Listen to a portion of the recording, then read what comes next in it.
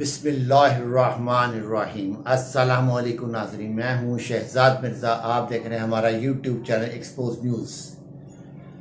नाज़रीन, आज जो है इम्पोर्टेड हुकूमत के जो वज़ीर-ए-आज़म हैं शहबाज शरीफ ने आज एतमाद का वोट लेना था, मगर इनकी बदकिस्मती ये हुई है कि खाली जहाज़ गए हैं, खाली जहाज़ वापस आ गए हैं।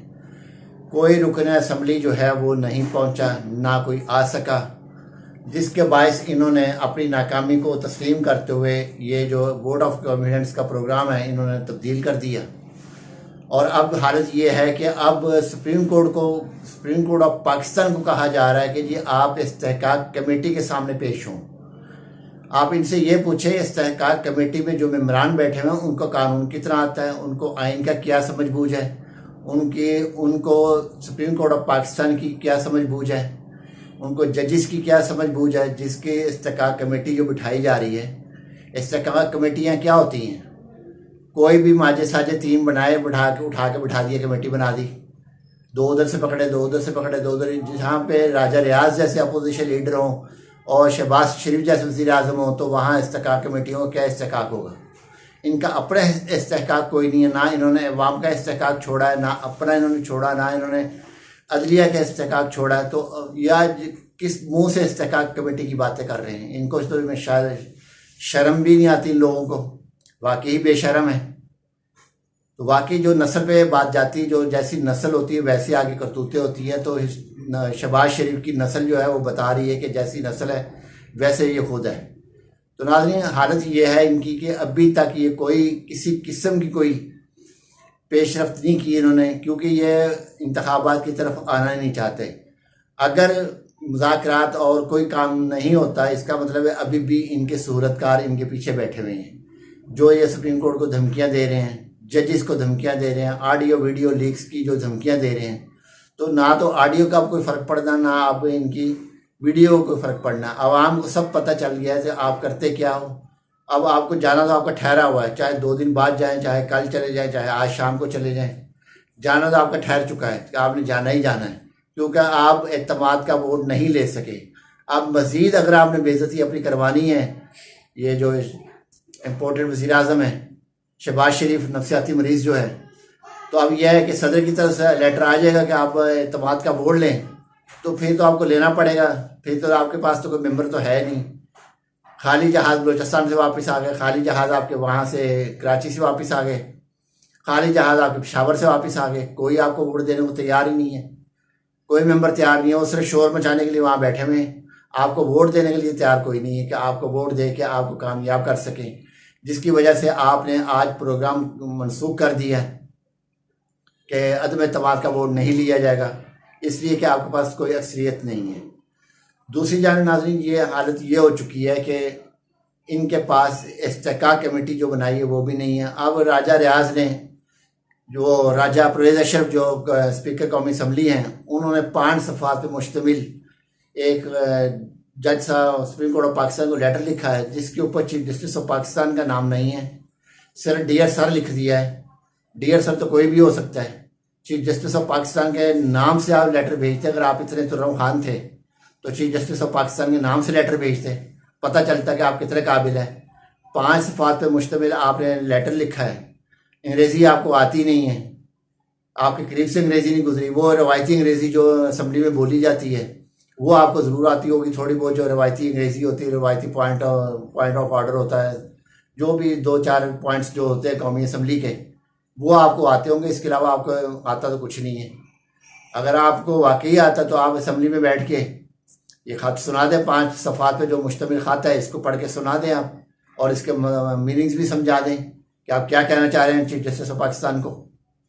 तो नाज़रीन, सारे लोगों को बुला के, सेक्रेटरियों को बुला के इन्होंने लेटर तैयार करवाए हैं, लेटर तैयार करवा के भिजवा दिया है और मीडिया को भिजवा दिया लेटर।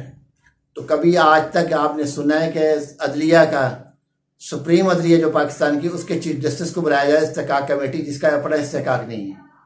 पार्लियामान की हालत देख ले क्या कर दी है, टका टोकरी इन्होंने पार्लियामान की हालत कर दी है। 60% इसके अंदर इस वक्त जो हैं क्रिमिनल बैठे हुए हैं, जिनके ऊपर मुकदमात थे। अगर चीफ जस्टिस साहब 10 अप्रैल 2022 को स्टैंड ले जाते और रूलिंग को आईनी करार दे देते, कासिम सूरी की रूलिंग को आईनी करार देते, तो आज ये वक्त ना आता। आज ये जो वक्त आया, चीफ जस्टिस ऑफ पाकिस्तान की थोड़ी सी गफलत की वजह से ये चीज़ हो गई है कि उस वक्त ना खोलते, खोल भी ली थी तो कासिम सूरी की रूलिंग को आईनी करार देते।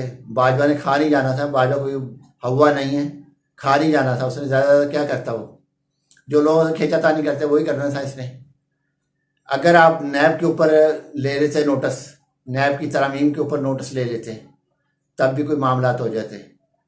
वो जब इनको रिलीफ मिल रहा था, चोरों को रिलीफ दिया जा रहा था, उस वक्त आप नोटिस ले लेते कि चोरों को रिलीफ नहीं मिल सकता, तो उस वक्त भी कुछ बात बन जाती। क्योंकि मुकम्मल तौर पर सेहतमंद तो आपने इनको किया, क्रिमिनल सेहतमंद कर दिया इनको आपने, तो अब आप आपके सर पे चढ़ के नाच रहे हैं, आपको कुछ समझते नहीं है वो लोग। तो फिर जब इनके सर पे डंडा पड़ता है, आज आपके पास अख्तियार है कि आप फौरी तौर पे आप कोई मुज़ाकरात की बात ना करें। चीफ जस्टिस साहब जो हैं आज जो है किसी किस्म की मुज़ाकरात की बात ना करें, गैर आईनी करार देते हुए इनको डिज़ोल्व कर दें, ख़त्म कर दें इस चीज़ को, उतार दें इन चीज़ों को, जो आईनी तरीक़ाकार है उसके मुताबिक इनको उतार के साइड पे फेंक दें। आप कोई मुज़ाकरात, किस चीज़ के मुज़ाकरात? मुज़ाकरात वहाँ होते हैं जहाँ कोई आइन और कानून की पासदारी हो, जहाँ वफाकी वज़ीर दाखिला ये कह रहा है हमने इलेक्शन होने ही नहीं देने, सुप्रीम कोर्ट जो मर्ज़ी कर ले, वो वाज़िया ऐलान कर रहा है कि हमने करना ही नहीं है, तो आप कैसे कर लेंगे? आप तो नहीं करवा सकेंगे, सुप्रीम कोर्ट की बस की बात तो नहीं है मुज़ाकरात कर सके, ना इंतखाबात करवा सके। जहाँ खुल्लम खुल्ला एक जो है वज़ीर, वफाकी वज़ीर दाखिला कह रहा है जी हमने इंतखाबात करवाना नहीं है, हम तो सुप्रीम कोर्ट के ऑर्डर को मानते नहीं है, ये पंचायती फैसलों को मानते नहीं है, ये गैर आईनी के फैसले को मानते नहीं, गैर कानूनी फैसले मानते नहीं है।